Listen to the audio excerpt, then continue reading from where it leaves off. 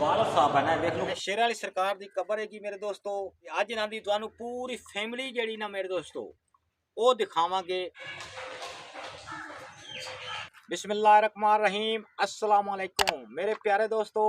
अज असीं शेर वाली सरकार को आए हां जेड़ा पाकिस्तान दे विच मेरे दोस्तों एक 15 चक आउंदा है गिरां हैगा जेड़ा पुराना कब्रिस्तान है 15 चक दा सबींदा। ਇਹ शेर वाली सरकार दी कबर हैगी मेरे दोस्तों। ते अज इन्हां दी तुहानू पूरी फैमिली जेड़ी ना मेरे दोस्तों वो दिखावांगे। ते अकमल भाई साडे नाल हैं। मजीद इन्हां तो ही पुछांगे क्योंकि इस एरिए ने बड़ा अच्छी तरह जानते हैं और इस कब्रिस्तान नू मैं ते इस कब्रिस्तान तो पहली बारी आया। अकमल साहब ये शेर वाली सरकार हैं। ए जेड़ी कबर तुसीं नजर आ रही ना ये शेर वाली सरकार दी वाइफ दी कबर हैगी। ठीक है। अच्छा ते ए वाली जेड़ी ए वाली अच्छा ये वीवरो थोड़े बोल नहीं सकते कि ते मैं समझ लग जाती है। ए शेर वाली सरकार दी जेड़ी अमशीरा है ना ओदी कबर हैगी यानी कि शेर वाली सरकार जेड़ी उन्हां दी अमशीरा जेड़ी हैगी ए इन्हां दी वाइफ हैगी। ए इन्हां दी वाइफ हैगी ए शेर वाली सरकार दी अमशीरा हैगी।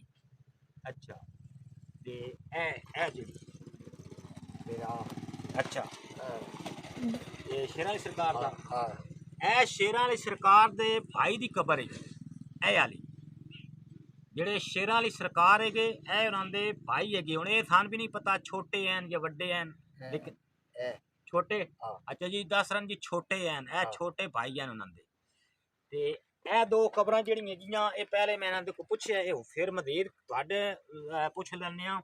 ए जेहड़ियां दो कबरां ए वालियां साली ये साली दे बेटे ना शेर वाली सरकार दी साली दे बेटे ने। अच्छा ए मेरे दोस्तों जेहड़ियां दो कबरां ना जेहड़ी शेर वाली सरकार दी साली है ना ए उदियां दो कबरां हैगियां उन्हां दे बेटियां दियां। ते मेरे दोस्तों तुहानू मजीद पता लग गया सी गया और समझ गया सो तो ये शेर वाली सरकार दी समझो कि पूरी फैमिली हैगी। ते तुहानू कैमरामैन इत्थे खलो के पिछे मजीद दिखांदा हैगा। ए मेरे दोस्तों शेर वाली सरकार जेहड़ी है ना ए उन्हां दी फैमिली पूरी यानी कि खानदान है नाल नाल मेरा कैमरामैन तुहानू दिखांदा हैगा। ए सारा तुहानू दिखांदा जी ए साली दे दो हैगे अपना बेटे हैगे। ठीक है अगे तुहानू मजीद वीडियो दे विच असीं दस्सिया ते ए उन्हां दे भाई हैगे शेर वाली सरकार दे। ते ए उन्हां दी अमशीरा हैगी शेर वाली सरकार दी ए उन्हां दी वाइफ हैगी। ते शेर वाली सरकार दी ए वाइफ हैगी ए शेर वाली सरकार खुद हैगे।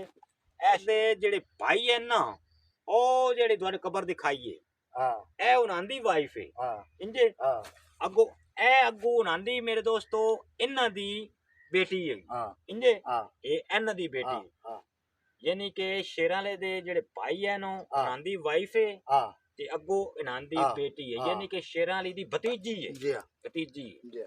हां ते मेरे दोस्तों तुहानू कंप्लीट समझ लग गई हो सी गई इस वीडियो दे विचों कि असीं आख्या क्यों ना तुहानू अज शेर वाली सरकार दी पूरी फैमिली दिखाइए। तो वेख लो एक हो जैसियां कबरां हैगियां ए वेख लो तुसीं ए मेरा कैमरामैन फिर घुमा के तुहानू दिखांदा हैगा।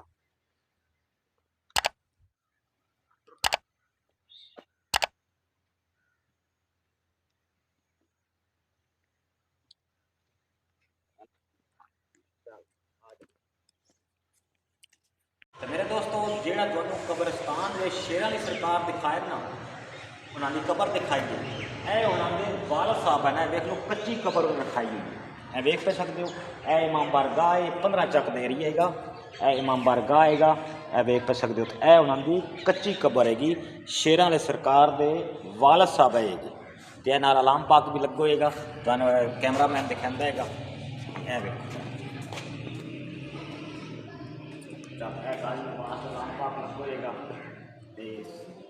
सारा इमाम बारगाह आएगा और शेर वाली सरकार के वालिद साहब की खबर चल